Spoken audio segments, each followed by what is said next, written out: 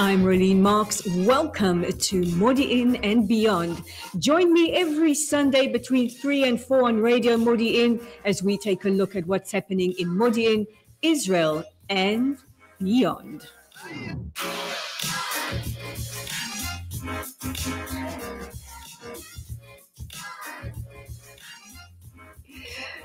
Good morning, actually a belated good morning, and apologies to everybody tuning in at 10 o'clock and following the absolute wild shenanigans that was trying to get Modiin and Beyond up and running this morning. But it's very suspicious to me, to my engineer, and to my first guest this morning when all of a sudden we have big technical issues. So welcome to it. I'm Rolene Marks. We have a world exclusive on this morning's Modiin and Beyond. We are going to be speaking to the Mossad agent who wasn't. What is that all about? You want to know? Well, grab a coffee or even a whiskey because, hey, you might need it when you hear this story. We're going to be chatting to her. And then we're going to be chatting a little later to our queen of all things entertainment, Yael Kinar. But first up, now, we have spoken a lot about Iran on the show. We have spoken about the threat that Iran poses to the state of Israel. We've spoken about the protests in Iran, the situation for women as they so bravely stand up to the regime. But never before have we featured a guest who has had access to the highest echelons of the Iranian regime. I am so proud to introduce my guest, and try as they might, nobody can keep us separated. I am so delighted to be joined by Catherine Perez Shakdam, telling her story on radio for the first time. Let me read to you her bio. Catherine Perez Shakdam is a French Jewish political analyst and commentator for the Middle East, a former consultant for the United Nations Security Council on Yemen's war economy. Her research was instrumental in better understanding Yemen's political landscape and actors' financial interests. Her writing and commentaries on the Middle East have graced the cover of countless publications, including the Huffington Post, BBC Arabic, BBC Persia, Voices of America, and the Times of Israel. In 2017, Catherine was the only Western media personality to have been granted an interview with the now President Ibrahim Raisi. I am so honored and so delighted to introduce my friend, Catherine Perez Shakdam. You can read her article. It's on layoftheland.online. Catherine, they've tried to keep us apart, but we finally got you. Welcome to Modiin and Beyond. Thank you so much. Yes, they did. Like I said, they can try to slow us down, but they can't stop us. So thank you so much for the introduction, by the way. They can't stop us. Now, your story is absolutely unbelievably it's incredible. I mean, I read your story. It was like watching a Bond movie, and yet it starts with a wedding. So tell us how your story starts, how you met your husband, and where we go from here.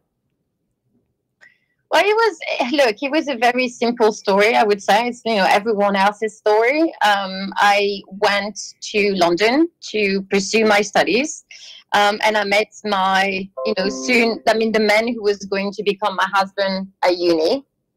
We got married rather quickly. And then, from then on, we had a son. And then we moved to Yemen twice. So the first time, we went there, we stayed for about a year or two, just maybe shy of 2 years. Didn't like it initially, came back to the UK. And then we decided to give it another go a few years later. And this is when really my whole journey I would say that would eventually lead me to Iran kind of started.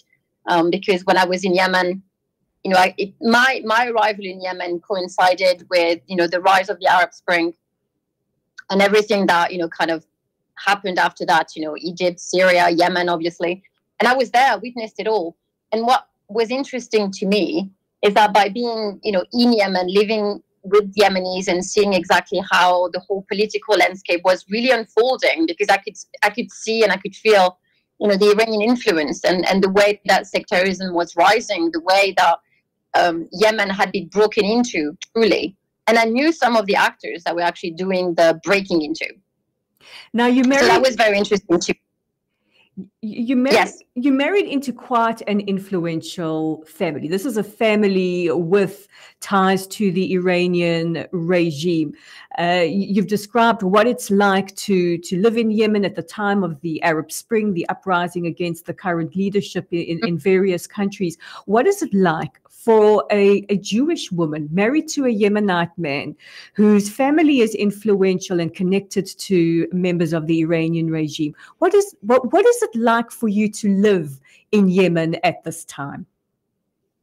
It wasn't fun. I can tell you that much.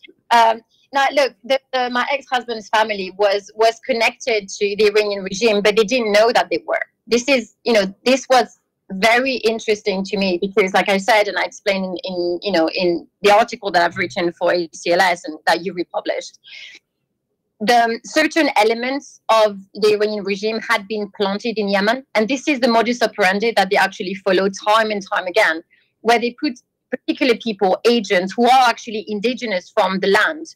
So this particular individual, Hassan al-Ahmad, was Yemeni, and he was there. So obviously, being born in Yemen, having been raised in Yemen, he developed friendships with various people. I think he made a point at being in the right rooms, I would say, and having the right connections within Yemen. He wasn't hiding the fact that he was a Shia Muslim, but no one knew at the time. And it took me quite a few years to understand that he was actually connected to the regime.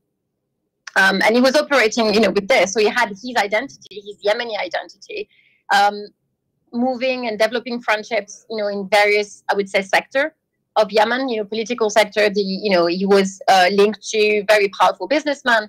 And I think that my ex-husband at the time was basically just yet another platform that he could use to kind of infiltrate further into the regime. And I became useful to him in the sense that he felt, number one, that he could mold me, because I was very curious and I wanted to learn, and I had picked up on the fact that Iran was at the heart of everything that was unfolding in Yemen, that there was this, I would say, power in the shadow, kind of, moving strings and pulling certain levers, and things were happening, and I could see it. And I wanted to understand, and so I kind of played along. But to go back to my experience of, being a Jewish woman in Yemen, it wasn't fun. I suffered, and I don't want to play the victim because I'm not a victim. I suffered anti-Semitism, I think, in a way that was so systematic that it almost got me. It almost really destroyed me. It's a constant berating. It's a constant belittling, attempt to erase what you are, who you are, making you ashamed of what you are and where you come from and your traditions and everything that makes you you. And I think there's something very particular about anti-Semitism in that it attacks a person in its very soul and its very core. It's not just a criticism of, someone's skin like you experience in racism or in the country where you come from that, some people might have an objection to.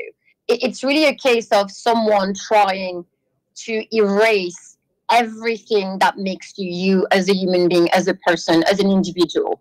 And it's very nefarious. It's very insidious because it's slow. It's a slow burn.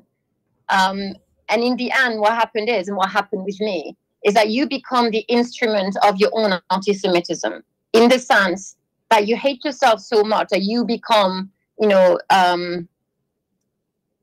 you try to destroy yourself. So it becomes a case of self-harm almost, where you're trying to erase who you are, you're trying to adopt other people's customs, going literally against your own soul and trying to remodel you onto something else. And you can't, because I think that Judaism is something that is so visceral in that it's in our DNA, literally. It's impossible to do. You can't change your skin.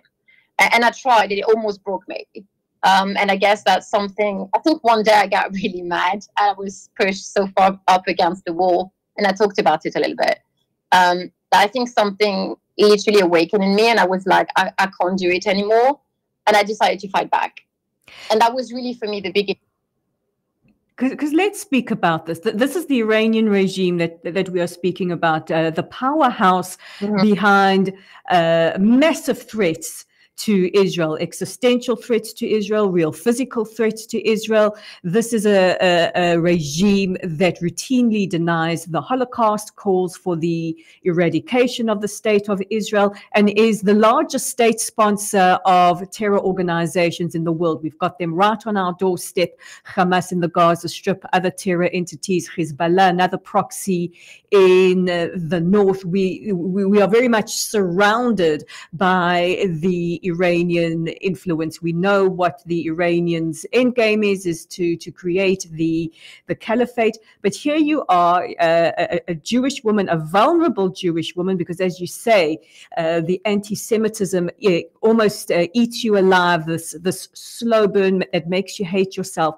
Now you start getting involved in moving through the channels that take you to the highest offices in the world. You'll become the only Westerner to have interviewed Raisi, and you will eventually meet. And when I read this, I had to like, put the paper down and look back again. You meet the Ayatollah al-Khamenei, the man responsible for saying Israel is a cancer that we need to eradicate. Let's start moving with you on your journey. How do you infiltrate and how do you move through those channels? Okay, so the first thing that I would say, and it's important because people, have asked me, how in the world would a woman, a Jew, might get into Iran? How come? And the very reason why they didn't was actually anti-Semitism, in the sense that my ex-husband's family wasn't particularly keen on screaming my identity to everyone, because there was a lot of shame attached to it. So even though they knew, as far as the world was concerned, I was just, a French girl, and I had married their son. Exactly, people assumed that I was French, therefore that I was Christian, and never ever thought, Judaism did not come into play. They never thought that I could be that. So I think it served me as a massive cover, in the sense that I adopted my husband as far as the outside world was concerned, which happens very often, Islamic world, where women becomes almost, a commodity, the property of her husband, an extension of identity. And on that basis, when I started, writing about what I was seeing in the Middle East during the Arab Spring, being very critical of Saudi Arabia in its, war crimes against Yemen, and what I consider to be human rights violation, my criticism of U.S. interventionism in Iraq, and I wasn't defending Saddam Hussein because I thought that he had to go. I was criticizing the manner in which America intervened in Iraq, because I felt that there was no plan to rebuild the country, to actually bring democracy to the country, and that actually what they had done was a crime against the Iraqis, because about 1 million people lost their lives in the process of this interventionism, and I was very critical of this. And I believe that caught the attention of the Iranian regime, in the sense that they live in such a binary world where if you are critical of Saudi Arabia, which represents for them, the epitome of Sunni power, then you must be someone that could either support the Iranian regime or someone who already supports the Iranian regime but hasn't formulated yet. And so they felt that they could reach out to me and try me out, which they did. And I was initially approached by a TV channel that back then was owned by Hezbollah. It has now, been debunked. I think they had funding problem, which is a theme, in Iranian-backed, I would say, networks. Money doesn't always come in the right way, or money is being, embezzled, or they have administrative issues. But anyway, so I was approached by them, and they asked me on to, to do commentary on Yemen, because this is what I knew. This is what I was talking about, essentially. And then slowly, over the years, there's this whole network that I was introduced to, where people are basically passing you on from one network to the other, one radio station to the other, one media outlet to another, where you're going to be invited to write on various issues. And depending on how you respond and the arguments that you put forward, the Iranian regime will vet you, will decide whether or not you're actually worth an investment. And by then I had caught on, because I knew what ATJ was. I knew that I was talking to certain Lebanese personalities who were very close to Hezbollah. I understood the language. I had picked up upon the, I would say, what I call the regimers' language. They have this narrative and rhetoric that they follow to a T. And if you pay attention, you will notice they all speak the same way. The way that they formulate their arguments are always the same. The way that they attack people is also always the same. And so I picked up on who they were. I knew that they were part of the regime. I knew that they were, around Iran. And so I played the game. And it took me, give or take 10 years, to get to where I wanted to go. And initially, I didn't know where I was going to go. All I knew is that I knew who the enemy was. I knew that someone had to get closer, that someone had to go onto the other side and understand what was being said behind closed doors. Because obviously, there's always a language that the regime uses in public. They always hide, behind certain words. They always deny certain things. And I knew that there was an agenda, because I could see the way that people were talking, in Yemen, when they were, they had, I would say, private meetings and things like this, family gatherings, friends being together and talking about Israel, talking about the Jews, talking about the agenda for the Middle East, talking about the ways that they wanted to destroy Western democracy, how they wanted to break into Western capitals and destroy it from within and force the West to adopt and acquiesce to their model of governance. And so I just decided to take it upon myself to do it. And not because I felt that I was special. It was really just anger. I wanted to face those who wanted me and everyone else gone. I wanted to see if not maybe, because I knew that we were missing the mark. I knew that there was a lot of misunderstanding, that we were not understanding and appreciating the level of indoctrination and radicalization and how far they were willing to go to fight us. And when I say us, I'm not just talking about the Jewish community or even Israel. I'm talking about any person wanting to live free and think, itself free. That's what they're after. They want to save people. Catherine, are we missing anything as the West? You're speaking here about a certain style of language, a certain way of indoctrination. And, we hear Western leaders, and of course, we're not privy to what goes on behind closed doors, speaking that they're very aware of the threat that Iran poses with their nuclear program. But is there something specific that you feel that we as Westerners or Western leaders are missing when it comes to Iran and their carefully designed messaging? Absolutely. And the worst part is that they begin to for over a decade what is it that they want to do. When I gives his speech and he talks about the ways that the apostate, he wants to fight, the great Satan, the great devil, America, how he wants to destroy Israel. And it's in the slogan of the regime, death to Israel, death to America. He means it. And I think that we have missed the mark where we believe that the regime in Iran wants to do this within its borders. This is not the case. Everything tells you that there's an expansionist agenda. Everything tells you that when they conquer another land, they don't necessarily do it by sending boots on the ground. It's an ideological takeover. And what they want is to destroy. If you look at Lebanon, you look at Iraq, you look at Yemen, you look at Syria, every single country that the regime has taken over, essentially, has been destroyed. Economy is in tatters, social makeup has been broken up, sectarianism is on the rise. And the reason why they do this is that it's a nihilistic power, it's a nihilistic ideology that is based on the notion, and I would say the pursuit of martyrdom. They want, a very particular elite wants to rule by employing fear, by employing indoctrination, by weaponizing terror. And when I say weaponization of terror, I'm talking about the fact that everything that you become, everything that you are, is going up, it's going against your humanity. It's the negation of what makes us us. And even though human beings are inherently violent, because we have been at war since the beginning of time, we still aspire for better, for peace, and we aspire for, a world that our children could live in that is better than the one that we were born into.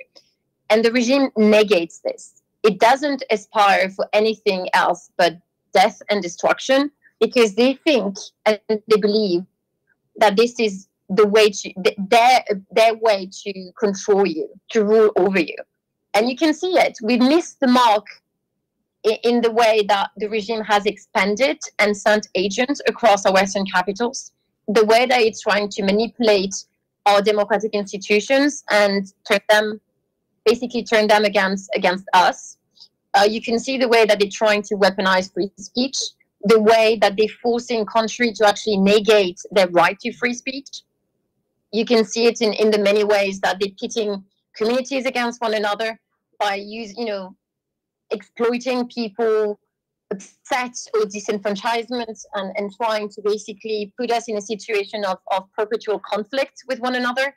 And this is something that has happened across the West. You can see that we have a crisis. And also, I think the biggest thing for me has been the fact that the West has abandoned Israel. Israel is not only just a strategic partner for America or the EU, the UK. It's also the only functioning and thriving democracy in the Middle East, and for that it needs to be protected. And Israel has been literally thrown to the wolves in the sense that people cannot understand, and I think that stems from a profound bias and prejudice against Jews, that Israel is in the front line of this ideological war against Iran. And that everything that Israel is facing right now, when it comes to terror, when it comes to radicalization of certain segments, communities, it is Iran's plan. It's something that will happen to all of us later down the line. That what you see today happening in Israel is what we will face tomorrow.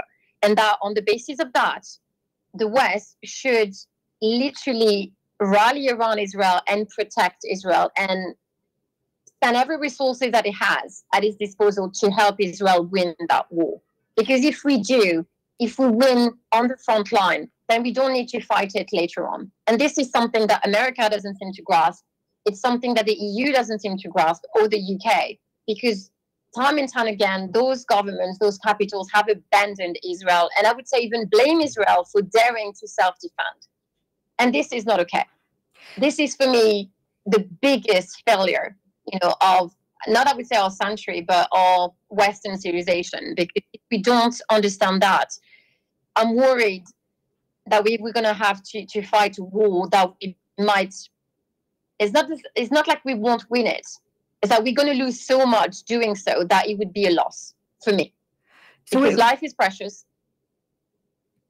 So when we talk about a clash of civilizations, this is exactly what the Iranian regime have in mind.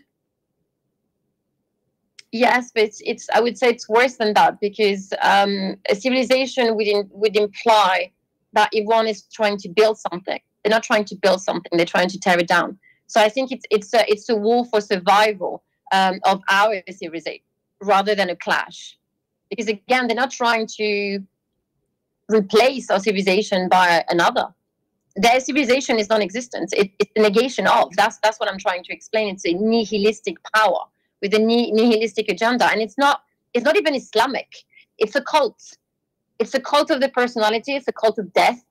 It's this notion that martyrdom is a religious duty, that life doesn't matter, that only in death can one find freedom, which is insane.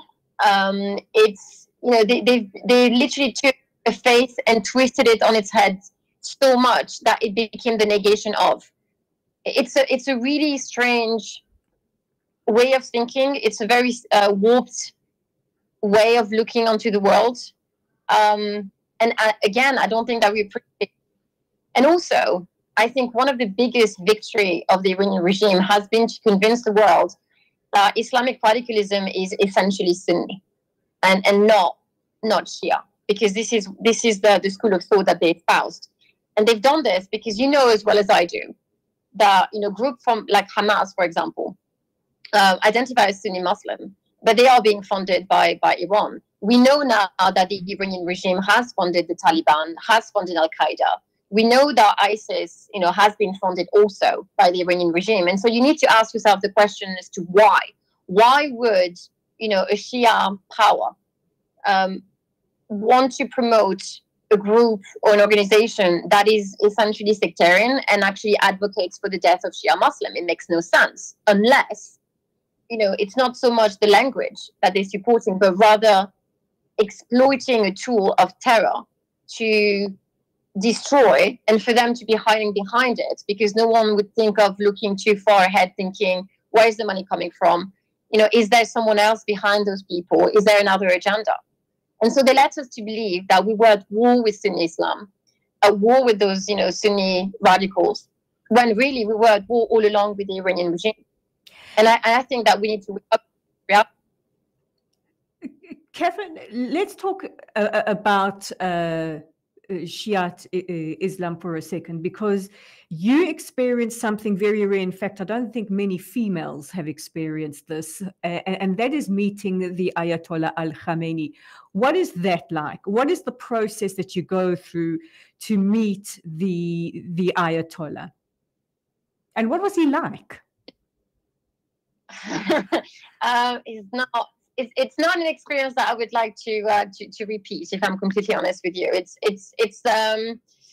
It was one of those moments where you usually have a out of body experience, because you're thinking, well, this can't be happening. It's very strange, and I would say people might think a little bit crazy to say those things, but it's truly facing evil in the face. And I mean, for me, he embodies evil because he believes and he means everything that he says. So as far as the process is concerned, I don't know whether that's the usual process, because obviously that was my first and only time that I've met him. So I don't know whether or not that's what happens with other people. But I was invited to this Palestine conference that takes place, I think it's every 4 years or so. It was back in 2017. And on the side of the conference, I was asked by a group of people whom I know were RSGC, but they don't come out and tell you who they are. They invited me for a shisha, quite simply. So we were there, having.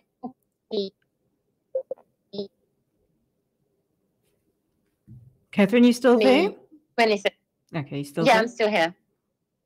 Oh, sorry. Do you want me to? No. No, we're good. You were having a shisha, as one does. And you want me to and you get to the point where you are now invited to meet the Ayatollah. Yes. Well, it didn't happen like that, because they told me when we were sitting down, they've asked me if you could do anything, meet anybody, ask whatever it is, what would you do? What would you ask? Who would you want to meet? And I could feel that I was being put on the spot. And I knew enough of the tradition of, Shia Muslims and Iranians that I was thinking, I'm going to ask something that it could give me that would not arise suspicion, because you need to be careful with the regime not to ask many questions or to appear too eager to meet certain people, because they're very, very paranoid. And I knew I was walking on very thin ice. And so I told them that it would be wonderful if I could have a ring from Ayatollah Khamenei. And then they smiled and they told me, yes, obviously, yes, we could do that. That's not a problem. What about meeting him? And I stood there looking at them, thinking, why? Obviously, yes, but this is impossible. He's the man of the regime. Like, why would he want to meet with someone like me? And then they told me, oh, just, don't worry about it. Just be ready. And if it happens, we'll tell you. And then I went back to the hotel. And I received a phone call telling me, be ready in half an hour, 15 minutes. I can't remember exactly. And so I did. And I was picked up by this car and taken to a compound in Tehran. I was very careful not to look through the window. I was very careful to not look at people too much, because I was extremely nervous, thinking that this is cutting it very, very close. I mean, can you imagine? I was literally at the very heart of the regime. You're surrounded by RSGC. It's not a fun place to be. If anyone was to ask any question, I wasn't quite sure that I would come out of it. And then there I was ushered into this building. That it was one of those big living room, type of meeting place that Iranians use a lot. And then, I got in there, and then within a few minutes, he was just there. There was a chair that was put into literally in the middle of the room. It was really strange because everybody was sitting on the floor.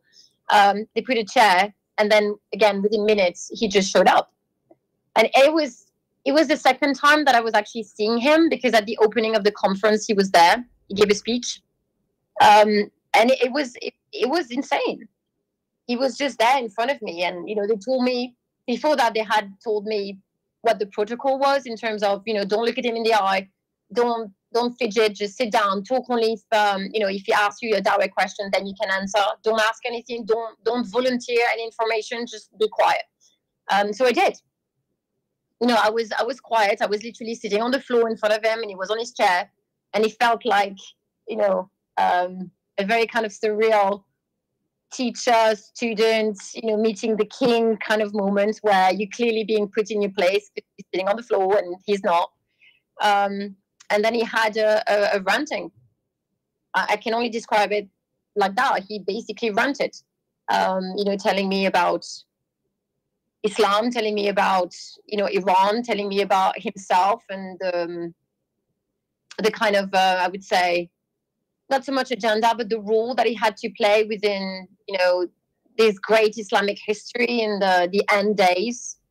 There's a lot of imagery that was used. It was recalling the stories of Imam Hussein, how he died in Karbala, and how, the Mahdi, because they believe that Imam Mahdi is coming back, that he was a general of the Imam, that he had a role to play in bringing salvation to the world, and that he had a duty to strike the enemy of Islam and the enemies of Iran, and that those enemies, of course, were the Jews.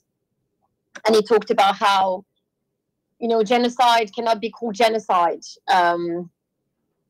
because when you acting as the weapon of God, then everything that you do is sanctified, and therefore even, the worst of, I would say, violations or crimes, well, you would qualify as a crime against humanity, is actually a religious act, something that is needed and wanted by God, and therefore cannot be evil. So he rationalized genocide. Yes, because he was telling me about the evil, the great evil that is Israel, and the great evil. I mean, the seed of evil that every Jew carries within. And he was telling me that, basically they had to go. And he asked me, what do you think about this? And I told him, I said, well, if I understand correctly, and it's a bit confusing, is you talking about genocide on a grand scale. And that's when he explained to me, he actually asked me, do you believe that when people die every day as an act of God, because this is God's will, do you believe God to be a genocidal maniac? He didn't use those terms, but he was asking me, do you believe that it is evil for God to claim life? And, I looked at him and said nothing. And he told me, this is what we do. We are the weapons and instruments that God uses to claim his victory. And so what we do cannot be, qualified as a genocide or an act of evil, because we're doing it in his name. And it's a very interesting notion, if you think about it. This idea that they could justify the worst by saying that because it is God's will, therefore it is a good thing rather than an evil. That life is something that they decide almost. They have this right of life or death over people by virtue of their position, the position that they granted themselves. So yeah, that's exactly how the regime psyche functions. And I don't think that we grasp it. We don't grasp the extent to which they are geared towards the annihilation of not just the Jewish people, but free people in general. because that's what they want to deny us, is the ability to think for ourselves and choose for ourselves, and our ability to be different. They want you to become a slave to their agenda. They want you to serve and disappear yourself. And if you refuse, then you are basically due for annihilation. It's that simple. Catherine, in the remaining moments that we have with you, you have been exceptionally courageous in writing your story for 2 publications, the National Studies of the Levant, I think I've got that correct or incorrect, and for Lay of the Land. And you're speaking to me today in the media, and there's no doubt that this interview is going to be shared as far and as wide as possible. Do you fear for your safety? Do you know, I had this conversation myself for a little bit, because initially, when people were asking me if I had met Khamenei, I said no, because I was concerned that if I was to come out, that could be problematic for me, and I didn't want to say too much. I also was concerned about the timing of it all. I just wanted to make sure that whenever I spoke, it was useful, because it's not about me, it's about the information. But I can see it. I've tried for 2-3 years to get people to listen and pay attention. It didn't work, and I was thinking, well, I might as well just tell the whole story, and then maybe people would pay attention. And at the end of the day, I profoundly that only by standing up and actually showing them that it doesn't actually matter what happens, because look, if we don't stand by our values and we don't stand by what we believe, then we don't actually believe in them, really. And I refuse to do this. I refuse to bow to fear. I refuse to give them an inch. I just refuse. I've seen too much, heard too much. I know who they are. I've seen who they are. I just refuse to bow to them out of fear, out of concern.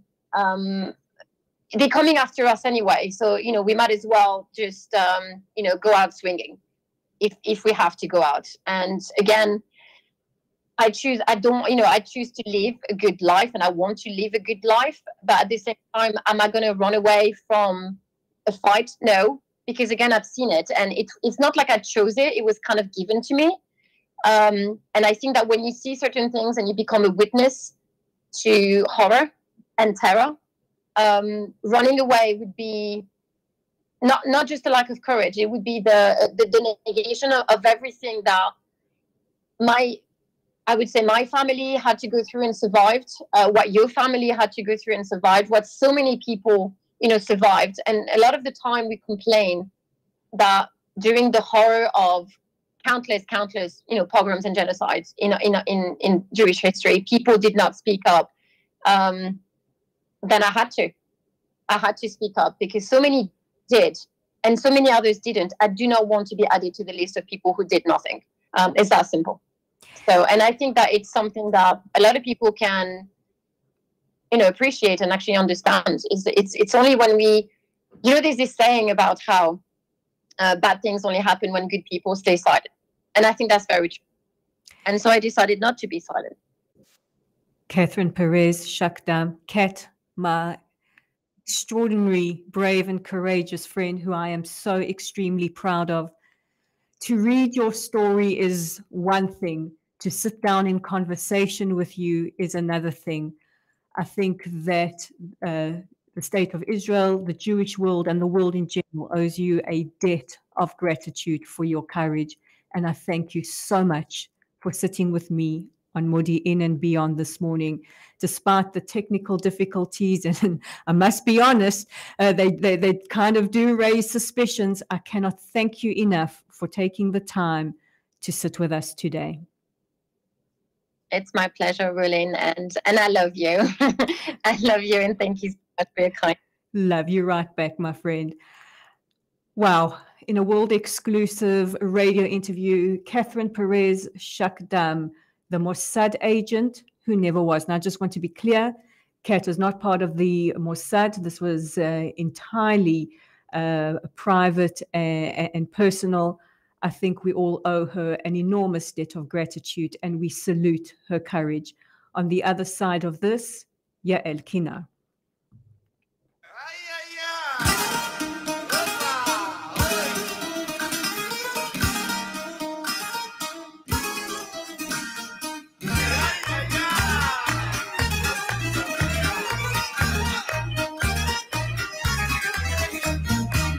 כי לשונות רבות בספורט דיברנו, וזה את זה כמעט בכלל שלא הכרנו, ומקומות רבים מאוד עזבנו, ורק מקום אחד רצינו ואהבנו, ומקומות רבים מאוד עזבנו, ואל הארץ, אל הארץ באנו. ונמשכת שיירה מן המאה שעברה, רחוקים כבר היוצאים, יקרים וחלוצים, שעמלו עמדו בפרק לראות את סוף הדרך. ועכשיו עוברים אנחנו, לא שקטנו ולא נחנו, לא ימשיכו בלעדינו, זוהי הרפתקת חיינו.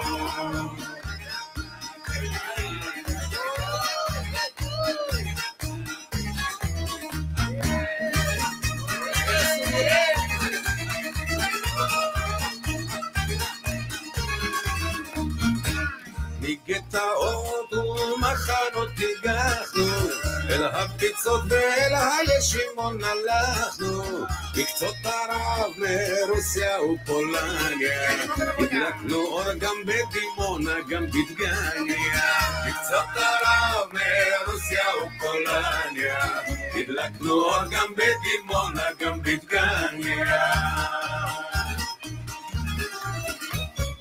ומכל הגלויות ועם כל הבעיות, עם נוצר בארץ קמה ושפה אשר נרדמה, שוב התחילה מתעוררת ומדברת ומדברת. מסביב יהום הסער רב הקושי והצער, אבל יש על מה לשמוח, יש על אומץ, יש על כוח.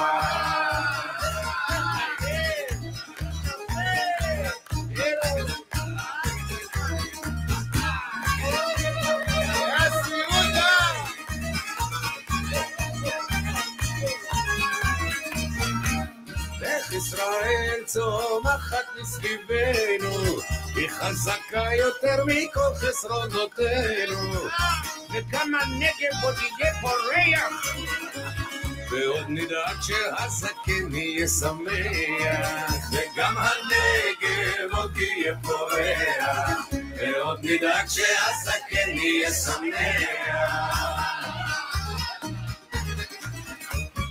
ומכל הגלויות ועם כל הבעיות, מסביב יהום הסער בקושי והצער, אבל יש על מה לשמוח, יש עוד אומץ, יש עוד כוח. ונמשכת שיירה מן המאה שעברה, רחוקים כבר היוצאים, ניכרים בחלוצים, שעמלו עבדו בפרק בלי לראות את סוף הדרך. ועכשיו אומרים אנחנו, לא שקטנו ולא נחנו, לא ימשיכו בלעדינו, זוהי הרפתקת חיינו.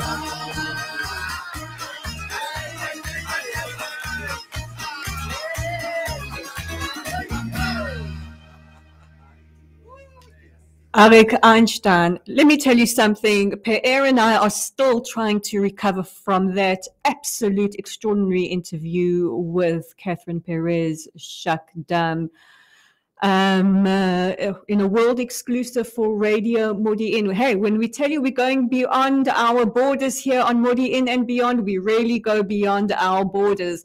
And now, just to bring us the world of entertainment as she does every week, and nobody does it better than her, our wonderful Yael Kina. Yael, let me just tell you something. We've just had an interview. When you hear it back, it's going to floor you. The first interview with the incredible Catherine Perez Shakdam, who shared her story, what it's like to infiltrate the highest echelons of the Iranian regime. But now let's talk about all things entertainment. Nobody does it better than you. And we had a very, very sad loss last week. We did. I have to say, your previous guest, I haven't heard it yet, but it sounds very much like Apple TV's Tehran. So I'll be eagerly awaiting that scoop. So yes, last week, Sinead O'Connor, the famous Irish singer, died at age 56. She led sort of a semi-controversial, sort of tortured soul life. She was very gifted. And was recognized at an early age for her singing abilities. She'd had an abusive childhood. She had a lot of negative childhood experiences, but went on to be most famous for the song "Nothing Compares to You," which I believe was written by Prince. And that became a hit single, very well known for that. But she didn't sort of take off into regular cookie cutter, media friendly fame. So in her appearance on Saturday Night Live, she tore up the picture of the Pope, which basically caused all hell to break loose and her career to end to some degree. She was married 4 times. She had 4 children. She converted to Islam at a certain point and was just sort of very nonconformist. And last year, sadly, her 17-year-old son died by suicide, and she was not able to recover from that. So she did die last week. Her talent lives on. And as we have said here many times, fame and fortune do not equal happiness. Now, no foul play is suspected. It could be that she just maybe died of a broken heart. Yeah, I've noticed in the last few months, there's a little less explicit wording of suicide. I think it seemed the way it was presented was this may have been a choice that she made, but there hasn't been an official statement. There's another actor from Euphoria who died at age 25 yesterday by suicide, but they've kind of just said like tragic death, sudden death. They haven't, I don't know if it's a triggering word. They don't want to give people, you know, imitation ideas. The insinuations seem to be that that might be the case for Sinead as it was for her son, but that isn't confirmed. Well, we hope, Sinead, you rest in peace and your legacy lives on through your extraordinary voice. I remember hearing her for the first time when she released her first album, The Lion and the Cobra, and I'd never heard a voice like that. It cut through all the noise with its purity. But you and I are also big fans of all things Real Housewives. You know, we celebrate a Real Housewives universe right here on Modiin and beyond. And there be some drama happening in Miami, girl. Girl, there's always drama happening. It's just a matter of whether it's on or off camera, because we have, you know, the Kyle and Mauricio stuff going on in Beverly Hills while are they filming right now? Aren't they filming right now? And with the Real Housewives of Miami, they're not currently filming. We know at the last season, we sort of saw the demise of the marriage of one Dr. Lenny Hochstein, a very successful plastic surgeon in Miami of Russian Jewish heritage. He was married to Lisa for 13 years. They have 2 young children, I believe, via surrogate. And he was known to not be very faithful and to enjoy the company of women other than his wife, in addition to his wife. So he filed for divorce quite suddenly and basically kicked her out of their $50 million waterfront home. So the divorce is not final, which means he's technically still married. They're working out financial agreements, custody battles, but he has taken upon himself to propose to his newest gorgeous 27-year-old Russian model last week in Ibiza while on holiday as the sun was setting with a multi-carat ring. And Lisa didn't take long to congratulate him on her Instagram, saying, you know, mazel tov on the engagement of my current husband and his mistress. So, okay, we'll see. I'm sure it'll continue to unfold on the show. I'm a little perplexed by the need to rush into nuptials yet again. Like, why can't they just date? I don't know why some of these men continue to get married over and over and over again and then have many legal and financial implications after that. Well, it brings the drama, and you and I are so here for the drama. We love us some Real Housewives drama. But Lenny, you are such a cliche, man. Oh, the aging doctor hanging on, creating these beautiful women via surgery. And then, yeah, he is a cliche, but the cliches happen for a reason. The stereotypes are based on some repeat behavior. We now have 10 franchises of The Real Housewives. So luckily, something for everyone and something for us to talk about. Well, I'm here for it all. And I'm also here for Sarah Silverman's embroiled in a legal battle. What's going on there? This is one I missed, which is why I have you. Well, this actually has to do with the strike, which we've discussed in previous weeks, the writer's strike, the actor's strike, and Sarah Silverman, who's a famous comedian, but also, writer and actress, has sued Meta and OpenAI for copyright infringement, saying, this is part of the argument with the strike is that they're leaning heavily on AI, and the companies have trained their models based on books and her materials, and then are able to create and duplicate sort of, ChatGPT can write a bit based on in Sarah Silverman's voice. And she said, well, I didn't consent to that. And you're using my materials and creating my, trying to capture my voice and then create material that I don't consent to, haven't agreed to. It's a whole new world.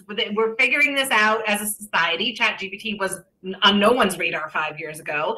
And it has different implications. So for some of the actors, as I think I mentioned last week, not the main actors, but the extras are being used once, being paid once. Their picture is taken, or if there's a picture of a crowd, and then it's regenerated over and over and over again, and no one gets paid except the big bosses continue to make money. So with technology come changes, and some of the changes are requiring us to look at it through a different legal lens, different compensation lens, and see how the art and creative amongst, the talents amongst us, can we be replaced by computers, and how, and who's getting paid for it? Well, just so we'll see. As somebody representing a lot of people. I'm on her side in this, because as somebody who works as a journalist, who writes for a living, this is a huge infringement on our rights, and basically, things continue the way they are, renders us almost obsolete, and it's a very, very. Not us, Rolene. Maybe them, not us. Them, not us. I'm with that. I'm always with you.